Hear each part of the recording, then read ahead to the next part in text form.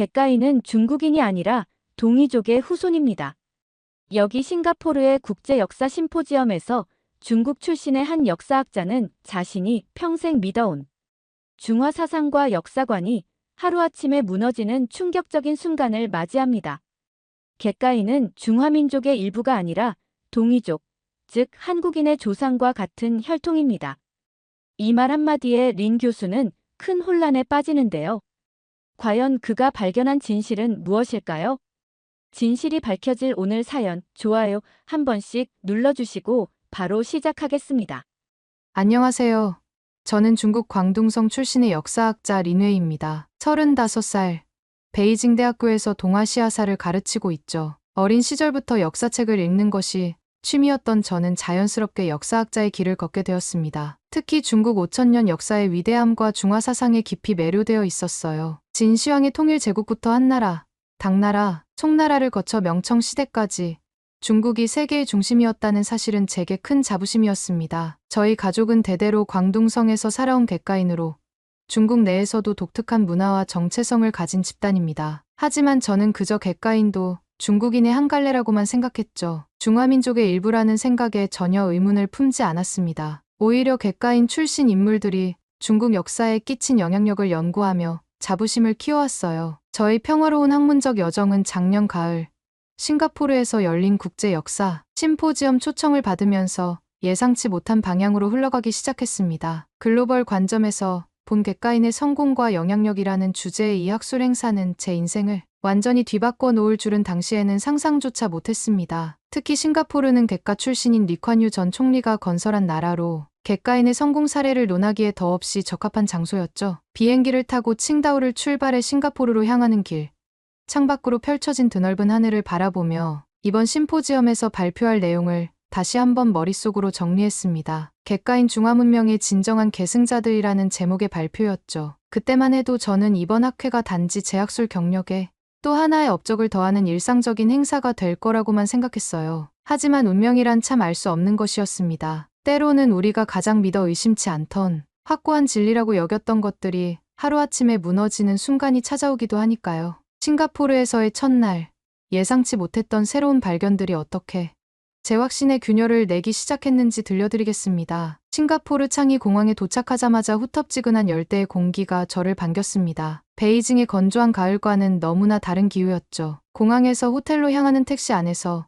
창밖으로 보이는 도시의 모습에 감탄했습니다. 깨끗한 거리, 녹색 식물로 뒤덮인 고층 건물들, 질서 정연하게 흐르는 교통, 이 모든 것이 객가인 출신 리콴유 전 총리의 리더십 덕분이라는 생각에 가슴이 뿌듯해졌습니다. 택시기사님께 이번 심포지엄이 열리는 목적 장소로 가달라고 말하니 기사님이 물었습니다. 객가인의 성공 사례를 연구하는 학자이신가요? 택시기사가 룸미러로 저를 바라보며 물었습니다. 네. 베이징 대학교에서 역사학을 가르치고 있어요. 이번에 객가인 관련 심포지엄에 참석하러 왔습니다. 아, 그러시군요. 저도 객가인이에요. 우리 객가인들은 어디서든 성공하는 것 같습니다. 싱가포르, 홍콩, 대만 모두 객가인들이 중요한 역할을 해왔죠. 택시 기사의 말에 고개를 끄덕였습니다. 정말 그랬습니다. 객가인은 중국 내에서도 소수 집단이지만 아시아 전역에서 놀라운 성공을 거두었습니다. 손문, 덩샤오핑, 리콴유, 리셴룽, 리덩우이 모두 객가 출신이었죠. 이런 사실이 제가 이번 심포지엄에 특별한 관심을 가진 이유였습니다. 호텔에 체크인한 후 바로 심포지엄이 열리는 컨벤션 센터로 향했습니다. 세계 각국에서 온 학자들과 인사를 나누며 객가인에 대한 다양한 연구 주제를 살펴보았습니다. 객가인의 기업가 정신, 디아스포라 관점에서 본 객가인의 이주, 객가인의 교육 중시 문화 모두 흥미로운 주제들이었습니다. 린 교수님, 만나서 반갑습니다. 뒤에서 들려온 목소리에 돌아보니 컨퍼런스 조직위원장인 탄 교수가 서 있었습니다. 탄 교수님, 초대해 주셔서 감사합니다. 정말 흥미로운 주제들이 많네요. 네. 이번 심포지엄은 특별합니다. 단순히 객가인의 성공 사례를 나열하는 것이 아니라 그 성공의 문화적, 역사적 뿌리를 탐구하는 자리니까요. 교수님의 발표도 기대하고 있습니다. 첫날 기조 연설은 홍콩대학교의 왕 교수가 맡았습니다. 글로벌 관점에서 본 객가인의 성공 요인이라는 주제였죠. 왕 교수는 객가인들이 가진 공통적인 특성들 강인한 개척 정신, 교육에 대한 열정, 실용주의적 사고방식, 뛰어난 적응력이 그들의 세계적 성공을 이끌었다고 분석했습니다. 연설이 끝나고 질의응답 시간, 한 학자가 흥미로운 질문을 던졌습니다. 객가인의 이러한 특성들이 과연 중국 전통 문화에서 기인한 것일까요? 아니면 객가인들만의 독특한 역사적 경험에서 비롯된 걸까요? 이 질문에 왕 교수는 잠시 침묵했습니다. 그리고 의미심장한 대답을 했습니다. 그것이 바로 우리가 이번 심포지엄에서 함께 탐구해야 할 핵심 질문이라고 생각합니다. 객가인은 과연 누구인가?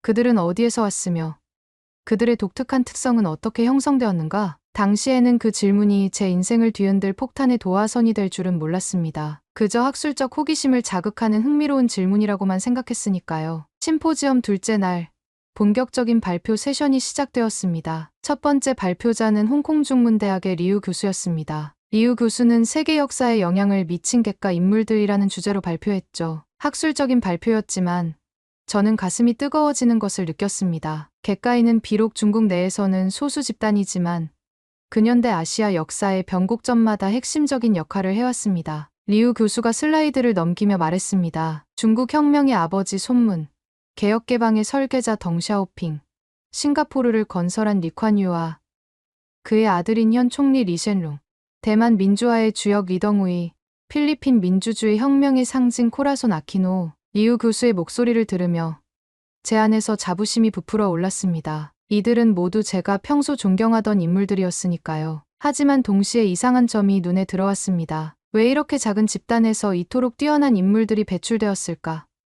단순한 우연일까요? 그 다음 발표자는 말레이시아 국립대학의 탄 교수였습니다. 객가인의 경제적 성공 글로벌 비즈니스 네트워크 분석이라는 주제였죠. 홍콩의 리카싱, 대만의 장중모, 말레이시아의 로버트 쿠옥, 싱가포르의 와 카망, 태국의 수친 친나와 가문, 이들 모두 객가 출신 기업인들로 아시아 경제의 중추를 형성해왔습니다. 탄 교수는 특히 객가인 기업가들의 독특한 특성들을 강조했습니다. 장기적 안목, 네트워크 기반 비즈니스 전략, 위험 감수 성향과 동시에 보수적인 재정 관리, 이 모든 것들이 어쩐지 중국 전통 상인들의 특성과는 다소 거리가 있어 보였습니다. 오후 세션에서는 미국 하버드대학의 천 교수가 객가인의 교육과 혁신 문화에 대해 발표했습니다. 천 교수는 객가인들이 어떻게 교육을 중시하며 새로운 환경에 빠르게 적응해왔는지, 그리고 그것이 어떻게 전 세계적인 성공으로 이어졌는지 분석했습니다. 객가인들에게 교육은 단순한 지식 습득 이상의 의미를 갖습니다. 그것은 생존과 번영의 수단이었죠. 객가인들이 북방에서 남방으로 이주했을 때 그들은 낯선 땅에서 농사지을 수 있는 땅을 얻기 어려웠습니다. 대신 그들은 지식과 기술을 통해 살아남는 법을 터득했죠. 천 교수의 말에 깊이 공감했습니다. 저희 가족도 대대로 교육을 중시했으니까요. 할아버지는 가난한 시절에도 자녀들을 모두 학교에 보냈고, 아버지는 저에게 항상 공부만이 내 미래를 보장한다고 말씀하셨습니다. 발표가 끝나고 저녁 리셉션에서 여러 나라에서 온 객가 학자들과 대화를 나누었습니다. 싱가포르, 말레이시아, 인도네시아, 태국, 모두 객가 디아스포라의 성공 이야기를 들려주었죠. 그런데 이상하게도 그들이 말하는 성공 요인은 전통적인 중국 문화보다는 객가인만의 독특한 특성에 초점이 맞춰져 있었습니다. 식사를 마치고 호텔로 돌아가는 길, 머릿속은 오늘 들었던 발표들로 가득 찼습니다. 객가인이 전 세계적으로 이룬 놀라운 성공, 그리고 그 성공의 비결이 중화 문명의 영향이라기보다는 객가인 고유의 역사적 경험에서 비롯되었다는 암시. 이 모든 것들이 제 머릿속에서 새로운 질문들을 불러일으켰습니다. 이 질문들에 대한 답을 찾게 될 줄은 당시에 저는 상상조차 못했습니다. 심포지엄 셋째 날, 오전 발표를 마치고 점심시간에 저는 혼자 컨퍼런스장 옆 정원에 앉아 샌드위치를 먹고 있었습니다. 맑은 하늘, 향긋한 열대꽃 향기, 새소리, 모든 것이 평화로웠죠. 그때 한 남자가 제 테이블로 다가왔습니다. 혹시 린웨이 교수님이신가요? 어제 발표 정말 인상적이었습니다. 같이 앉아도 될까요? 네. 감사합니다. 물론이죠. 남자는 자리에 앉으며 명함을 건넸습니다. 정민석, 서울대학교 고고인류학과 교수라고 적혀 있었어요. 한국인이었습니다. 한국에서 오셨네요. 객가인 연구에 관심이 있으신가 봅니다. 예의상 말을 건넸습니다. 정민석 교수는 커피를 한 모금 마시고 미소를 지었습니다. 네. 특히 객가인과 동아시아, 고대 민족 간의 연관성에 큰 관심이 있습니다. 실은 교수님의 발표를 듣고 꼭 대화를 나누고 싶었습니다. 대화는 처음엔 일반적인 학술적 교류로 시작했습니다. 하지만 곧 정 교수의 이야기는 제가 전혀 예상치 못했던 방향으로 흘러갔습니다. 린 교수님, 혹시 객가인이 원래 북방에서 왔다는 걸 아시나요? 네, 물론입니다. 객가인은 원래 북방 한족이 남쪽으로 이주한 사람들이죠. 그렇다면 그들이 단순히 한족이었을까요? 아니면 다른 민족적 배경을 가졌을까요? 이 질문에 저는 잠시 당황했습니다. 무슨 말씀이신지. 정 교수는 태블릿을 꺼내 몇 장의 이미지를 보여주었습니다. 고대 유물, 유전자 분석 결과표, 언어학적 비교 자료들이었습니다. 린 교수님, 최근 연구에 따르면 객가인들은 단순한 한족이 아니라 동이족의 후예일 가능성이 높습니다. 동이족은 고대 중국 북동부와 한반도에 거주했던 종족이었죠. 현재 한국인의 직접적인 조상이기도 합니다. 저는 그 말을 듣자마자 웃음이 나왔습니다. 너무 황당했기 때문이었죠. 정 교수님, 농담이시죠? 객가인은 명백히 중화민족의 일부입니다. 고대 문헌에도 나와 있고 중국 정부도 공식적으로 인정하는 사실입니다. 하지만 정 교수는 진지했습니다. 린 교수님, 저는 10년 넘게 이 분야를 연구해왔습니다. 객가인의 유전적 특성, 언어학적 특징, 문화적 관습, 이 모든 것들이 한족보다는 동이족, 즉 고대 한국인과 더 밀접한 연관성을 보입니다. 그는 태블릿으로 더 많은 자료들을 보여주었습니다. 유전자 분석 결과, 언어학적 비교 데이터, 고고학적 증거들, 모두 그의 주장을 뒷받침하는 것처럼 보였습니다. 예를 들어 객가어의 의문 체계는 중국 북방 방언보다 고대 한국어와 더 많은 유사성을 보입니다. 또한 객가인의 가족 중심 문화, 교육에 대한 열정, 실용주의적 사고방식 등은 모두 동이족의 특징이기도 했죠. 저는 점점 불편해졌습니다. 이것은 단순한 학술적 토론이 아니었습니다. 제 정체성, 제가 평생 믿어온 역사관에 대한 도전이었으니까요. 정 교수님, 흥미로운 가설이지만 증거가 충분하지 않습니다. 중국 정부와 학계는 이미 객가인이 한족의 일부라는 것을 공식적으로 인정했습니다. 정 교수는 고개를 끄덕였습니다. 하지만 그의 눈빛은 결코 물러서지 않았습니다. 린 교수님, 역사는 때로 정치적 목적에 따라 재구성되기도 합니다. 중국의 중화사상은 모든 소수민족을 중화민족이라는 우산 아래 통합하려는 경향이 있죠. 하지만 과학적 증거는 다른 이야기를 하고 있습니다. 그의 말은 저를 불편하게 했지만 동시에 호기심도 자극했습니다. 만약 그의 주장이 사실이라면 제가 평생 믿어온 역사관이 뒤집힐 수도 있었습니다. 하지만 그럴 리가 없었습니다. 객가인은 명백히 중국인이었으니까요. 그럼에도 정 교수의 말은 제 마음 한구석에 작은 의문의 씨앗을 심었습니다. 정민석 교수와의 대화는 제 마음에 작은 파문을 일으켰습니다. 그날 밤 호텔 침대에 누워 천장을 바라보며 생각에 잠겼습니다. 객가인이 동이족의 후예라니 말도 안 되는 이야기였습니다. 하지만 정 교수가 보여준 자료들은 분명 학술적인 무게가 있었죠. 다음 날 아침, 발표 일정이 없었던 저는 직접 확인해보기로 결심했습니다. 싱가포르 국립도서관은 현대적인 건물 속에 방대한 자료를 보유하고 있었습니다. 아시아 역사 섹션에서 객가인 관련 자료들을 찾아보기 시작했죠. 처음에는 익숙한 내용들뿐이었습니다. 객가인은 북방 한족이 남쪽으로 이주한 사람들이라는, 하지만 더 깊이 파고들수록 새로운 자료들이 눈에 들어왔습니다. 객가인의 이주 경로, 재고 유전학적 접근이라는 제목의 최근 논문이 특히 흥미로웠습니다. 저자는 싱가포르 국립대학의 유전학자였는데 객가인 1000명의 유전자 분석 결과를 담고 있었죠. 놀랍게도 객가인의 유전적 특성은 북방 한족보다 고대 동이족과 더 밀접한 연관성을 보였습니다. 이건 말도 안 돼. 저도 모르게 중얼거렸습니다. 다음으로 찾은 책은 디아스포라와 정체성 객가인의 역사적 여정이었습니다. 여기서는 객가인들의 독특한 문화적 특성들이 상세히 분석되어 있었죠. 강한 공동체 의식, 교육에 대한 열정, 혁신과 적응에 대한 개방성. 이 모든 특성들이 한족의 전통적인 가치관보다는 동이족 문화와 더 밀접하게 연결되어 있다는 분석이었습니다. 손이 떨렸습니다. 이건 단순히 한 학자의 이론이 아니었습니다. 여러 나라, 여러 분야의 연구자들이 비슷한 결론에 도달하고 있었습니다. 더 충격적인 것은 객가인 기업가들의 성공 요인에 관한 연구였습니다. 객가 기업인의 글로벌 성공 문화적 뿌리 탐구라는 논문에서는 홍콩의 리카싱, 싱가포르의 와카망, 말레이시아의 로버트 쿠옥 등 세계적인 객가 출신 부호들의 경영 철학을 분석했습니다. 이들의 성공 비결로 꼽히는 장기적 안목, 관계 중심 경영, 실용주의적 혁신 등의 특성이 모두 동이족적 가치관과 일치한다는 내용이었죠. 점심도 거르고 계속 자료를 찾았습니다. 시간이 흐를수록 제 확신은 점점 흔들렸습니다. 제가 평생 믿어온 역사관, 제 정체성의 근간이 흔들리는 느낌이었습니다. 오후가 되어 특별히 관심을 끈 자료가 있었습니다. 동아시아 언어 비교 연구 객가어와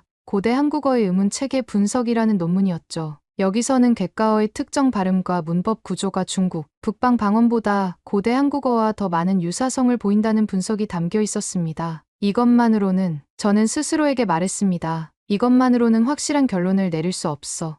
하지만 마음속 깊은 곳에서는 불안함이 커져갔습니다. 만약 이 모든 자료가 사실이라면, 만약 객가인이 정말로 동이족, 즉 한국인의 조상과 같은 뿌리를 가진 사람들이라면, 그것은 제가 평생 믿어온 중화민족의 우월성, 중국 중심의 역사관이 부분적으로라도 거짓일 수 있다는 의미였습니다. 도서관에서 나왔을 때는 이미 저녁이 되어 있었습니다. 머릿속은 복잡한 생각들로 가득했고 가슴은 무거웠습니다. 호텔로 돌아가는 길, 싱가포르의 화려한 야경이 눈에 들어왔습니다. 이 도시를 건설한 리콴유, 그도 객가인이었습니다. 그의 리더십 스타일, 교육 중시 정책, 실용주의적 접근법, 모두 정 교수가 말한 동이족적 특성과 일치했습니다. 호텔방에 도착해 침대에 몸을 던졌습니다. 머릿속은 여전히 혼란스러웠지만 하나의 명확한 생각이 떠올랐습니다. 이 문제에 대해 더 깊이 알아봐야 했습니다. 그리고 그러기 위해서는 더 많은 객가인들과 대화를 나눠야 했습니다. 다음 날 아침,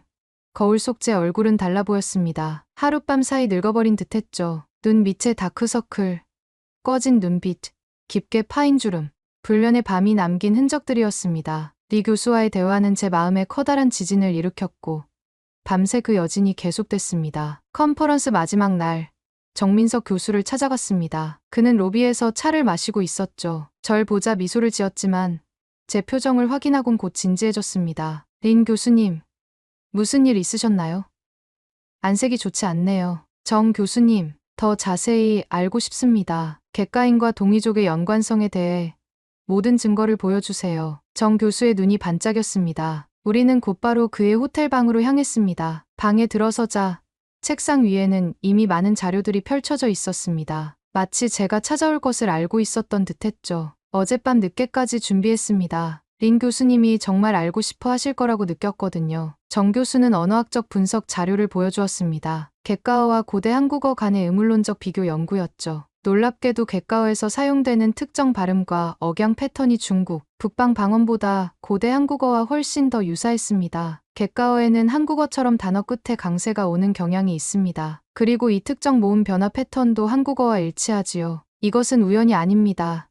린 교수님. 그리고 마지막으로 가장 충격적인 증거였습니다. 하버드대학과 서울대학교가 공동으로 수행한 대규모 유전자 연구 결과였죠. 이 연구는 동아시아 여러 민족의 유전적 구성을 비교 분석한 것이었습니다. 보시다시피 객가인들의 유전자 구성은 북방 한족이나 남방 한족보다 한국인, 만주족과 더 밀접한 연관성을 보입니다. 특히 Y염색체와 미토콘드리아, DNA 분석 결과가 결정적입니다. 자료를 하나하나 살펴볼수록 제 가슴은 점점 무거워졌습니다. 이건 단순한 가설이나 이론이 아니었습니다. 과학적으로 검증된 사실들이었죠. 역사학자로서 저는 이 증거들을 무시할 수 없었습니다. 그렇다면 객가인의 놀라운 성공은 말을 잇지 못했습니다. 정 교수가 부드럽게 말을 이었습니다. 네, 그것이 바로 핵심입니다. 손문, 덩샤오핑, 리콴유.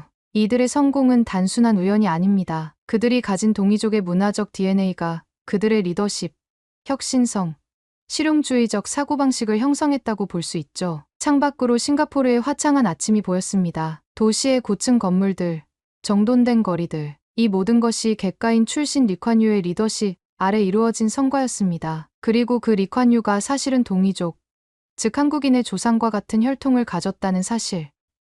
저 혼란스럽습니다. 솔직히 고백했습니다. 평생 믿어온 역사관이 한순간에 무너지는 기분이에요. 정 교수는 이해한다는 눈빛으로 고개를 끄덕였습니다. 진실을 마주하는 것은 항상 고통스럽습니다. 특히 그것이 우리의 정체성과 관련된 것일 때는 더욱 그렇죠. 하지만 린 교수님은 역사학자입니다. 우리의 사명은 진실을 찾는 것 아닐까요? 그의 말에 깊이 공감했습니다. 역사학자로서 제가 할 일은 명백했습니다. 개인적인 감정이나 기존의 신념에 관계없이 객관적 증거가 가리키는 진실을 받아들이는 것. 그것이 제 학문적 윤리였습니다. 창밖의 하늘을 바라보며 깊은 숨을 내쉬었습니다. 이제 돌아갈 수 없는 강을 건넜습니다. 제 앞에는 전혀 새로운 세계가 펼쳐져 있었습니다. 컨퍼런스가 끝나고 베이징으로 돌아오기까지 며칠 동안 저는 깊은 혼란 속에 있었습니다. 비행기 안에서, 호텔 방에서, 심지어 집으로 돌아와서도 머릿속은 온통 새롭게 발견한 진실로 가득했죠. 제 정체성,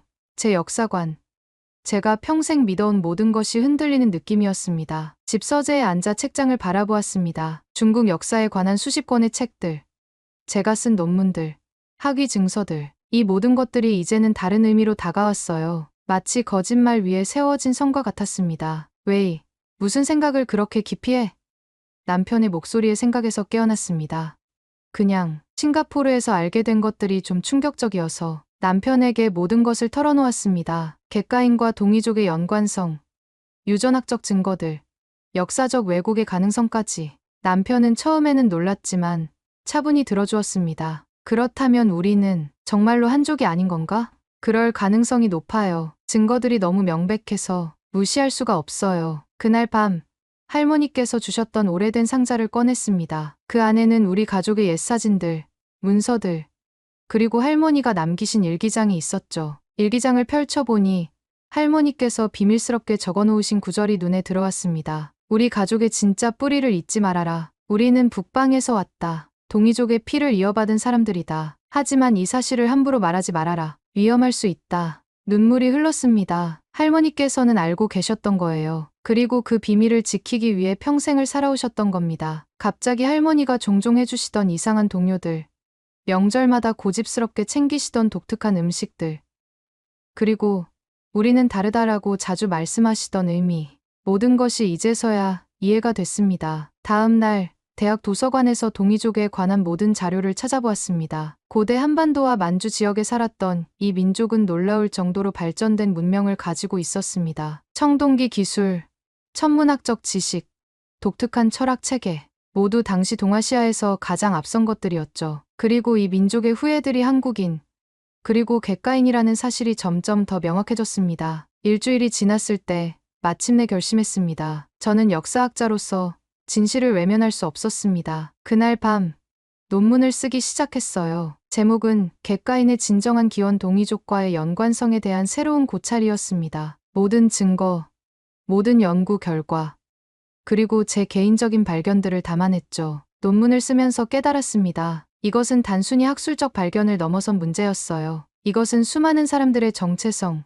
역사적 진실, 그리고 미래에 대한 이야기였습니다. 객가인들이 동이족의 후예라는 사실은 그들의 놀라운 성공이 결코 우연이 아니었음을 의미했습니다. 손문, 덩샤오핑, 리콴유, 이들은 모두 동이족의 문화적 DNA를 이어받은 사람들이었고 그것이 그들의 탁월한 리더십과 혁신성의 원천이었던 겁니다. 논문을 완성한 날 정민석 교수에게 이메일을 보냈습니다. 정 교수님, 저는 결심했습니다. 진실을 밝히겠습니다. 객가인과 동이족의 연관성, 그리고 그것이 가진 역사적 의미에 대해 모든 증거를 바탕으로 한 책을 준비하고 있습니다. 위험할 수 있다는 것을 알지만 역사학자로서 제 사명을 다하고 싶습니다. 잠시 후 정 교수의 답장이 왔습니다. 린 교수님의 용기에 경의를 표합니다. 진실은 결국 밝혀지기 마련입니다. 한국에서도 많은 학자들이 이 연구를 지지할 것입니다. 함께 힘을 합쳐 동아시아의 진정한 역사를 복원합시다. 창밖으로 베이징의 밤하늘을 바라보았습니다. 수천 년의 역사가 담긴 이 도시에서 새로운 역사적 진실이 시작되려 하고 있었죠. 그것은 위험하고 험난한 여정이 될 것입니다. 많은 반발과 비난을 받을 수도 있습니다. 하지만 저는 이제 알고 있습니다. 객가인의 피 속에 흐르는 동이족의 정신, 그 불굴의 개척 정신과 혁신성, 그것이 저에게도 흐르고 있다는 것을. 진실은 결국 이긴다. 저는 스스로에게 속삭였습니다. 이제 돌아갈 수 없는 강을 건넜습니다. 앞으로의 길이 어떻게 펼쳐질지 알 수 없지만 한 가지는 확실합니다. 저는 이제 제 진정한 뿌리, 제 진정한 정체성을 알게 되었고 그 진실을 세상에 알릴 준비가 되어 있다는 것입니다. 역사의 수레바퀴는 돌고 돌아 마침내 진실의 시간이 왔습니다. 동이족의 후예들이 세계 역사에 남긴 위대한 발자취, 그 진실이 마침내 햇빛을 보게 될 날이 곧 올 것입니다. 오늘 아니 이 지도에는 한반도 위에 왜 이스라엘이 있는 거야? 만주 지역은 역사적으로 한민족의 주 무대였잖아. 여기 한 역사학 교수가 일제시대 극비 문서를 발견하고 경악을 금치 못합니다. 일본이 추진했던 비밀스러운 계획이 어떤 사연인지 좋아요 부탁드리면서 바로 시작해 보겠습니다. 안녕하세요. 저는 토미 브라운, 하버드 대학교에서 근현대사를 연구하고 가르치는 역사학 교수입니다. 역사의 뒤안길에서 숨겨진 비밀들을 찾아내는 일에 항상 열정을 가져왔죠. 특히 제게는 미국과 동아시아의 관계, 그리고 제2차 세계대전을 전후한 복잡한 국제관계사가 주된 연구 분야였습니다. 하지만 지난 5년간 저는 특별한 프로젝트에 모든 에너지를 쏟아붓고 있었습니다. 일본 제국이 비밀리에 추진했던 보거계획이라는 역사적 음모를 조사하는 일이었죠. 이 프로젝트는 제 학문적 호기심을 넘어 일제의 탐욕과 역사의 아이러니가 얽혀있는 놀라운 이야기로 발전했습니다. 제가 처음 이 주제에 관심을 갖게 된 건 우연한 발견 때문이었습니다. 워싱턴 DC의 국립문서보관소에서 해제된 기밀문서들을 조사하던 중 일본과 유대인 이주민의 관한 흥미로운 보고서를 발견했던 것이죠. 그 문서들에는 일제가 만주에 유대인 자치구를 건설하려 했던 계획에 대해 상세히 기록하고 있었습니다. 그때만 해도 저는 이것이 단순히 흥미로운 역사적 각주 정도로만 생각했습니다. 하지만 연구를 깊이 파고들수록 이 이야기가 단순한 역사적 호기심을 넘어 현대의 국제관계와 민족의 운명까지 연결되는 거대한 퍼즐임을 깨닫게 되었습니다. 특히 한국과 만주, 그리고 유대인의 역사가 신비롭게 얽혀있는 부분에서는 역사학자로서 전율을 느낄 정도였습니다. 사실 보거계획은 최근까지도 일반 대중에게 거의 알려지지 않았던 비밀이었습니다. 이 계획은 1938년 12월 5일 도쿄에서 극도의 보안 속에 열린 내각회의에서 공식적으로 수립된 비밀계획이었기 때문입니다. 당시 일본 제국이 나치 독일과의 우호 관계를 고려해 유대인 이주 정책을 공개적으로 추진하기 어려웠고 실행 과정도 극소수의 군정 관료에 의해서만 진행되었습니다. 결국 계획이 점차 흐지부지되면서 대중적 관심에서 완전히 사라졌던 것이죠. 이제 저는 수년간의 연구와 현장 조사를 바탕으로 이 숨겨진 역사의 조각들을 하나하나 맞추어 보려 합니다. 그리고 그 과정에서 발견한 놀라운 이야기들을 여러분과 함께 나누고 싶습니다. 역사의 어둠 속에 감춰진 보거계획의 실체와 그것이 한반도와 어떤 운명적 연결고리를 가지고 있었는지 놀라운 이야기를 지금부터 시작하겠습니다. 첫 번째 단서는 노란 봉투에서 시작되었습니다. 국립문서보관소에 먼지 쌓인 서류 더미 사이에서 발견한 그 봉투에는 극비라는 붉은 글씨가 선명했죠. 손이 떨릴 정도로 흥분된 상태로 문서들을 펼쳐보았습니다. 그것은 일본 제국이 추진했던 보거계획에 관한 것이었습니다. 보거라니 왜 그런 이름이었을까요? 나중에 알게 되었지만 일본인들이 독성 있는 보거를 조심스럽게 다루듯 유대인들을 유용하지만 위험할 수 있는 존재로 여겼기 때문이었습니다. 서류들을 하나하나 살펴볼수록 더욱 놀라웠습니다. 일본 제국은 1930년대 초 만주의 유대인 자치구를 건설하려는 비밀 계획을 세웠던 것이었습니다. 특히 눈에 띄었던 건 일본 고위 관리들이 나치 독일과는 달리 유대인들의 자본력과 국제적 네트워크를 활용하려 했다는 점이었죠. 그들은 유럽에서 박해받던 유대인들을 만주로 초청해 정착시키고 그들의 경제력을 이용해 만주국 건설에 도움을 받으려 했습니다. 이건 정말 놀라운 발견이에요.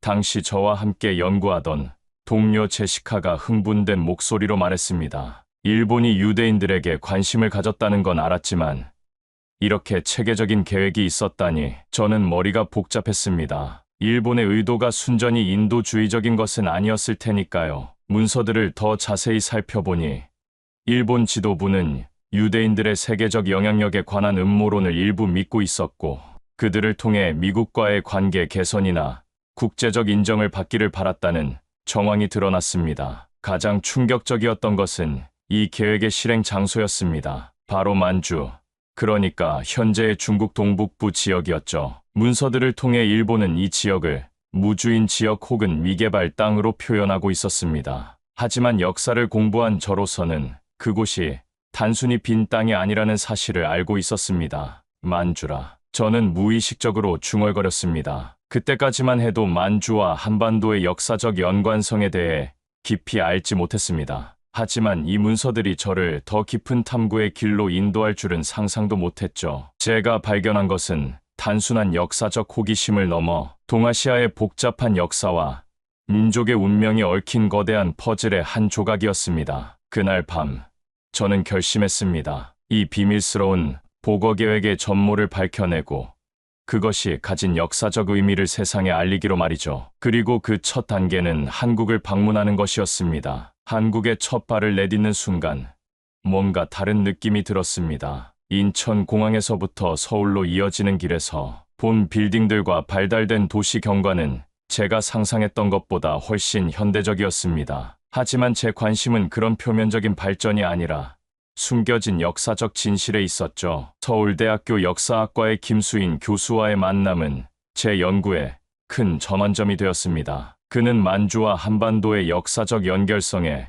관한 최고의 전문가였습니다. 에밀리 교수님, 만주는 단순한 지리적 영역이 아닙니다. 그곳은 한민족의 고향이자 정신적 뿌리였죠. 김 교수의 설명은 제가 알고 있던 역사와는 사뭇 달랐습니다. 고조선부터 시작해서 고구려, 발해, 그리고 중세의 고려에 이르기까지 만주는 5,000년 동안 한민족의 역사적 무대였습니다. 그는 컴퓨터 화면에 고대 지도들을 띄워 보여주었습니다. 고구려의 영토는 현재 북한을 넘어 만주 깊숙이까지 뻗어 있었고 발해는 아예 만주 전역을 포함하고 있었죠. 그렇다면 왜 만주가 현재는 중국 영토인가요?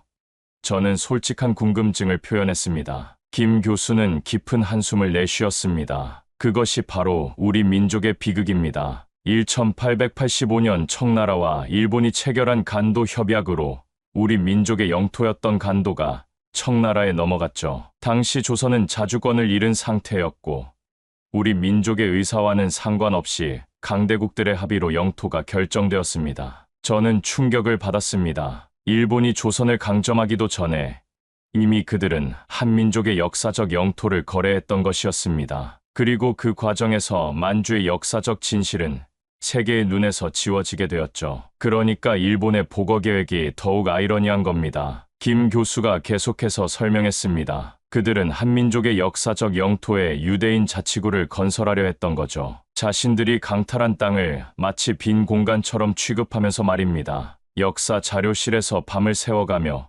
고지도와 고문서들을 연구했습니다. 고구려의 영광스러운 과거, 발해의 문화적 성취, 그리고 근대에 이르러 만주에서 독립운동을 벌였던 한인들의 이야기까지 모든 것이 저에게는 새롭고 충격적인 발견이었습니다. 특히 놀라웠던 것은 독립군의 활약상이었습니다. 일제강점기 동안 수많은 한국인들이 만주로 이주해 그곳에서 독립운동을 펼쳤던 것이었죠. 그들은 자신들의 역사적 고향에서 나라를 되찾기 위해 싸웠던 것입니다. 이런 역사적 배경을 알고 나니 일본의 복어 계획이 훨씬 더 교묘하고 악랄하게 느껴지네요. 저는 김 교수에게 말했습니다. 그들은 한민족의 역사를 지우고 그 위에 새로운 역사를 쓰려 했던 거군요. 김 교수는 고개를 끄덕였습니다. 그렇습니다. 하지만 역사는 결코 완전히 지워지지 않아요. 언젠가는 진실이 드러나게 마련이죠. 그날 밤, 호텔로 돌아오는 길에 서울의 밤하늘을 올려다보며 생각했습니다. 이제 저는 단순히 복어 계획이라는 하나의 역사적 사건을 넘어 더 깊고 복잡한 역사의 미스터리를 풀어가고 있었습니다. 그리고 그 과정에서 한민족의 아픔과 저력을 조금씩 이해하기 시작했죠. 서울에서의 충격적인 발견 이후 저는 복어 계획에 대한 심층 조사에 몰두했습니다. 김 교수의 도움으로 일본 오사카와 도쿄의 역사 보관소에도 접근할 수 있었죠. 특히 미국 측 외교문서와 일본 측 내부 기록을 비교 분석하는 과정은 정말 흥미진진했습니다. 에밀리 씨, 이 문서를 보세요. 도쿄 국립도서관에서 만난 일본인 역사학자 타나카 히로시가 낡은 서류철을 조심스럽게 펼쳐 보였습니다. 이건 당시 관동군 참모부에서 작성한 내부 보고서입니다. 문서를 읽어내려가는 동안 제 심장은 점점 빠르게 뛰기 시작했습니다. 그곳에는 복어 계획의 진짜 목적이 적나라하게 서술되어 있었습니다. 유대인들의 국제적 영향력과 자본을 활용하여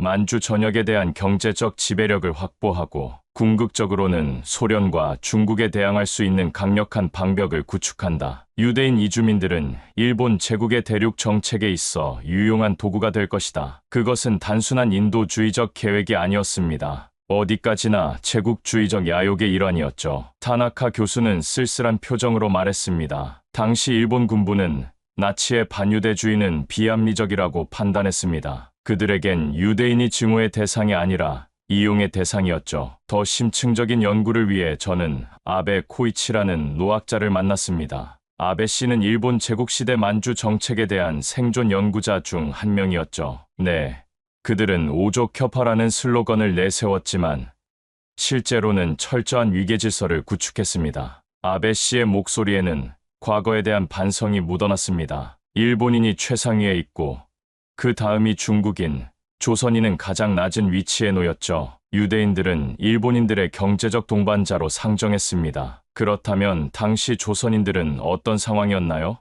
저는 조심스럽게 물었습니다. 아베 씨는 잠시 침묵했다가 무거운 목소리로 대답했습니다. 조선인들은 자신들의 땅에서조차 목소리를 낼 수 없었습니다. 1930년대 만주에 살던 조선인은 약 100만 명에 달했지만 그들 대부분은 농민이었고 토지를 빼앗긴 채 소작농으로 전락했죠. 일본의 보거 계획에 조선인의 의견이 반영될 여지는 전혀 없었습니다. 그의 말을 들으며 마치 제 가슴에 무거운 돌이 얹히는 듯한 느낌이 들었습니다. 역사의 이면에는 항상 승자와 패자가 있고 그 과정에서 지워지는 목소리들이 있었습니다. 그리고 그 시대 조선인들은 자신들의 역사적 땅에서조차 목소리를 잃은 사람들이었던 것이죠. 호텔방에 홀로 앉아 그 자료들을 정리하면서 저는 잠시 창밖을 바라보았습니다. 서울의 밤하늘은 화려한 빌딩들의 불빛으로 수놓아져 있었습니다. 이 도시, 이 나라가 그런 어두운 역사를 딛고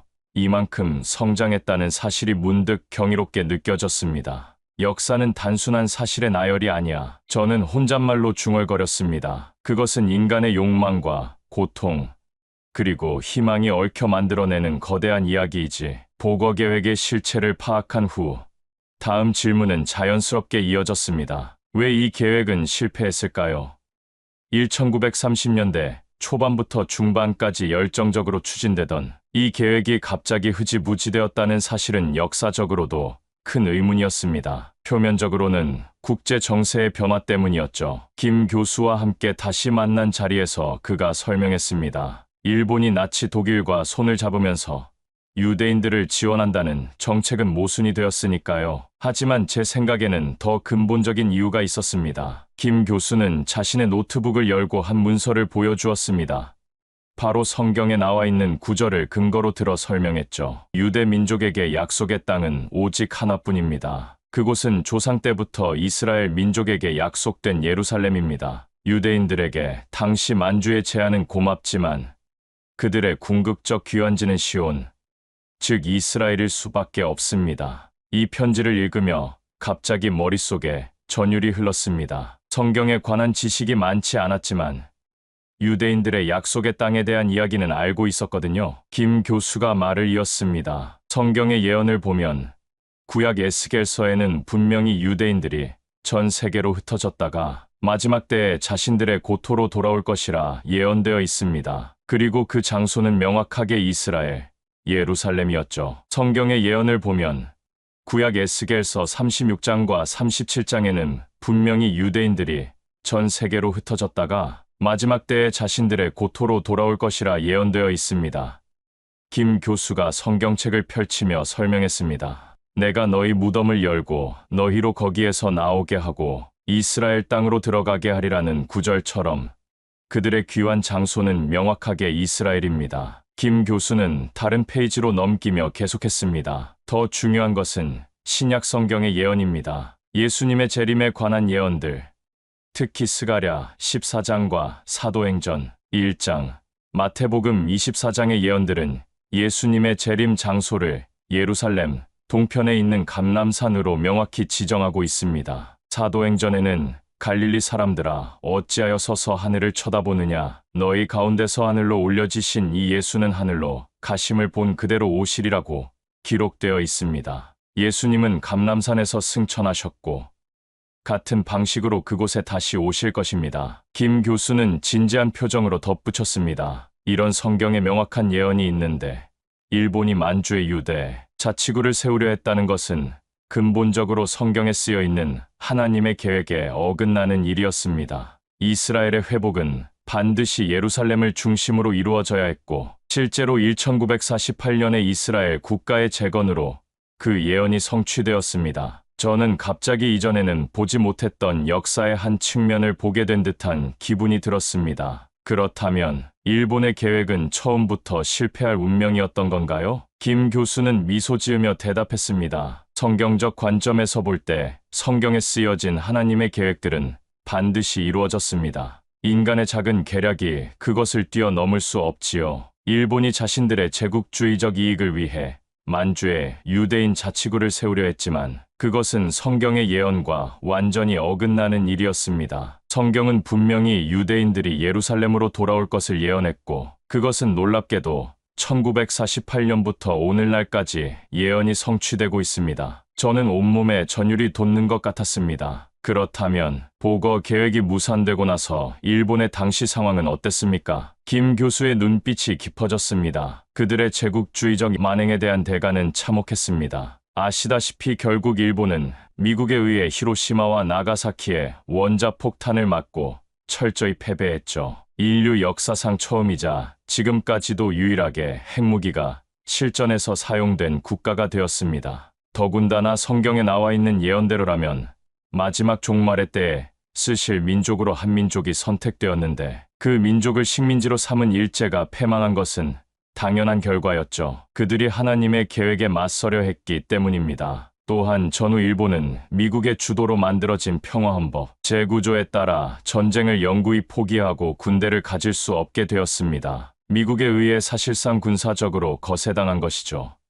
김 교수가 무거운 목소리로 설명했습니다. 그들은 자신들의 역사적 만행을 부정하면서도 다시는 군사 강국으로 돌아갈 수 없게 되었습니다. 더 놀라운 사실은 그 다음이었습니다. 1948년 보거 계획이 완전히 폐기된 지 몇 년 후 이스라엘이 실제로 중동 지역에 건국되었다는 사실이었죠. 성경의 예언대로 유대인들은 수천 년 만에 자신들의 고토로 돌아왔습니다. 이건 단순한 우연이 아닐 수도 있습니다. 김 교수의 말에 깊은 생각이 들었습니다. 이스라엘 건국의 역사적 의미를 생각해보세요. 그리고 같은 시기에 한국도 해방을 맞았다는 사실도요. 그날 밤 호텔 방에서 저는 오랫동안 생각에 잠겼습니다. 역사는 표면적으로는 정치와 경제의 힘에 의해 움직이는 것처럼 보이지만 그 이면에는 더 깊은 운명의 흐름이 있는 것은 아닐까. 일본의 계획이 좌절된 것은 단순한 우연이 아니라 더 큰 역사의 섭리였던 것은 아닐까. 다음 날 아침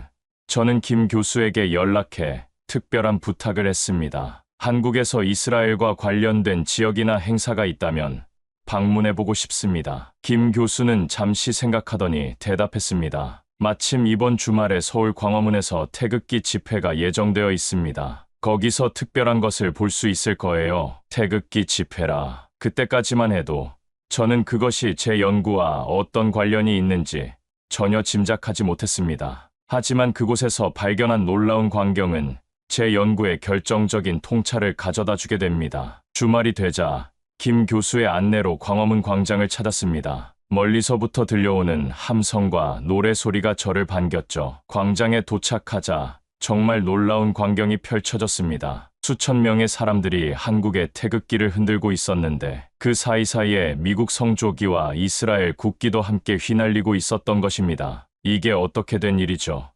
저는 혼란스러워하며 김 교수에게 물었습니다. 왜 한국 집회에 이스라엘 국기가 있는 거죠? 김 교수는 미소를 지으며 설명했습니다. 이건 한국 보수 진영의 특별한 정체성과 관련이 있습니다. 많은 한국 기독교인들은 이스라엘을 하나님의 선민 국가로 여기고 한국과 이스라엘이 특별한 운명적 연결고리가 있다고 믿습니다. 저는 호기심에 가득 차 집회 참가자들 사이를 돌아다녔습니다. 한 노년의 참가자에게 다가가 조심스럽게 질문했습니다. 왜 이스라엘 국기를 함께 들고 계신가요? 그 노인은 깊은 신념이 담긴 눈빛으로 저를 바라보았습니다. 젊은이, 성경을 읽어보셨나요? 하나님께서는 이스라엘을 통해 역사하시고 한국 또한 하나님의 특별한 계획 안에 있습니다. 이스라엘이 1948년에 건국되고 우리나라도 1948년에 정부를 수립했죠. 이것이 우연이라고 생각하십니까? 그의 말에 갑자기 뭔가 깨달음이 찾아왔습니다. 역사의 이면에서 작동하는 눈에 보이지 않는 섭리에 대한 직감이었을까요? 저는 더 많은 사람들과 대화를 나누었고 놀랍게도 많은 참가자들이 비슷한 신념을 가지고 있었습니다. 중년의 한 여성은 열정적으로 설명했습니다. 한국과 이스라엘은 비슷한 역사를 가졌어요. 둘 다 강대국에 둘러싸여 있고 수천 년의 역사와 문화를 가졌으며 현대에 와서 기적적인 경제 성장을 이룩했죠. 이건 그냥 우연이 아니에요. 또 다른 참가자는 이렇게 말했습니다. 복음이 서쪽에서 동쪽으로 전해졌죠. 예루살렘에서 시작해서 유럽, 미국을 거쳐 한국까지 왔어요. 이제 그 복음이 다시 서쪽으로 예루살렘으로 돌아가는 시대가 왔습니다. 한국 교회가 그 역할을 맡게 될 거예요. 집회를 마치고 나오면서 저는 깊은 생각에 잠겼습니다. 미국에서 볼 때는 단순한 정치적 집회로만 보였을 수도 있지만 이곳에서 저는 역사, 종교, 민족 정체성이 복잡하게 얽힌 현상을 목격했습니다. 특히 이스라엘과 한국의 관계에 대한 이 특별한 시각은 제 연구에 중요한 통찰을 제공했습니다. 저는 지금까지 역사를 너무 단편적으로만 보고 있었던 것 같아요. 커피숍에 앉아 김 교수에게 고백했습니다. 일본의 보거 계획과 그 실패를 단순한 정치적, 경제적 관점에서만 접근했었죠. 김 교수는 고개를 끄덕였습니다. 역사는 종종 표면적인 사건들 너머에 더 깊은 의미가 있습니다. 그렇다면 마지막 때의 한국의 역할은 무엇일까요? 저는 생각에 잠겨 물었습니다. 김 교수는 심오한 표정으로 대답했습니다. 성경은 동방의 독수리가 마지막 때에 중요한 역할을 할 것이라고 말합니다. 실제로 한국은 아시아에서 기독교가 가장 성공적으로 뿌리내린 나라이자 미국 다음으로 많은 선교사를 세계에 파송하는 나라가 되었습니다. 마지막 때에는 동방의 독수리인 한국이 이스라엘의 영적 회복을 돕는 중요한 역할을 할 것입니다. 그날 밤 호텔로 돌아온 저는 모든 연구 자료를 펼쳐놓고 최종 결론을 정리하기 시작했습니다. 그리고 마침내 보거 계획과 한국, 그리고 이스라엘을 연결하는 하나의 통합된 역사관을 완성할 수 있었습니다. 일본 제국의 보거 계획이 실패한 것은 단순한 외교적, 정치적 이유를 넘어 역사의 흐름 속에서 겉으로 드러난 사건 이면에는 보이지 않는 더 큰 힘이 존재한다는 것을 다시 한번 깨달았습니다. 단순히 역사적 사건들을 기록하고 분석하는 것에서 벗어나 이제는 더 깊고 넓은 시야로 민족과 국가, 그리고 그 너머에 존재하는 운명의 실타래를 풀어가야 한다는 것을요. 서울에서의 시간은 저에게 단지 하나의 역사적 연구를 넘어 역사를 바라보는 눈을 넓히고 제 삶의 목표를 새롭게 정의하는 계기가 되었습니다. 오늘 사연은 여기까지입니다. 일본이 숨기려 했던 보거 계획의 충격적인 진실, 한민족의 역사를 지우고 유대인을 이용하려 했던 이 계획이 실패로 돌아간 놀라운 이야기였는데요. 고난 속에서도 다시 일어나 나라를 되찾은 한국과 이스라엘의 모습이 더욱 값지게 느껴지네요. 여러분의 소중한 의견도 댓글로 꼭 부탁드릴게요. 재밌게 보셨다면 좋아요와 구독 버튼 꾹 눌러주세요. 더욱 흥미로운 이야기로 여러분을 다시 찾아뵙겠습니다. 지금까지 감동시대였습니다. 시청해주셔서 감사합니다.